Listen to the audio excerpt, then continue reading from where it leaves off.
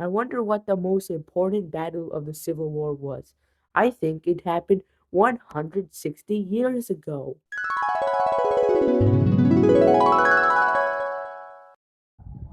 Hello, viewers. Today in Ball News, we're talking about the recent Battle of Gettysburg. Yes, this is a very pivotal battle in the Great War. I agree with your conjecture. So from July 1st to July 3rd, 1863, there was a massive battle near Gettysburg, and it was a bloody battle. In fact, it killed most of the people in the entirety of the war. Wow, that is crazy, Isaac. Who won the battle? The glorious Union won the battle. Let's get into the specifics. The battle began at 12 p.m. on the 1st of July, 1863. The Confederates started the first move with a three-pronged attack that the Union gets pushed back to Gettysburg.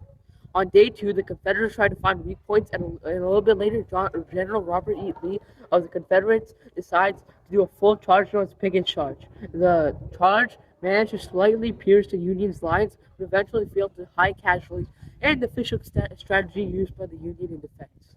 On day three, the Confederates are still trying to advance the Union lines, but the Union strikes them down and pushes them back.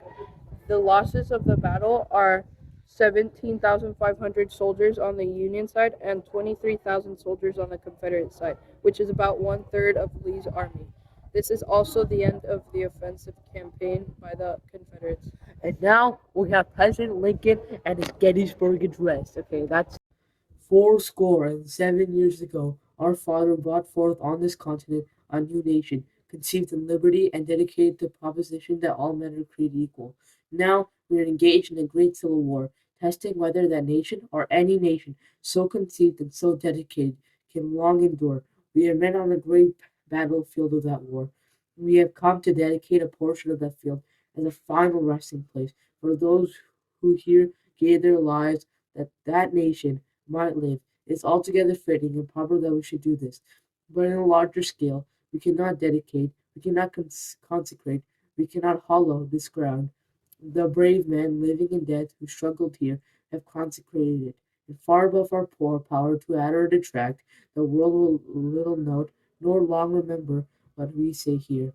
But it can never forget what they did here. It is for us, the living, rather, to be dedicated here to the unfinished work which they fought here have thus far so nobly advanced. It is rather for us to be dedicated to the great task remaining before us, that from these honored dead we take increased devotion to that cause for which they gave the last full measure of devotion, that we highly resolve that these dead shall not have died in vain, and that this nation, under God, shall have a new birth of freedom, and that government of the people, by the people, and for the people shall not perish from the earth.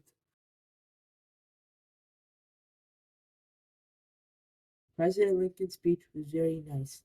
The Union victory ended Confederate General Robert E. Lee's ambitious second quest to invade the North and bring the Civil War to a swift end.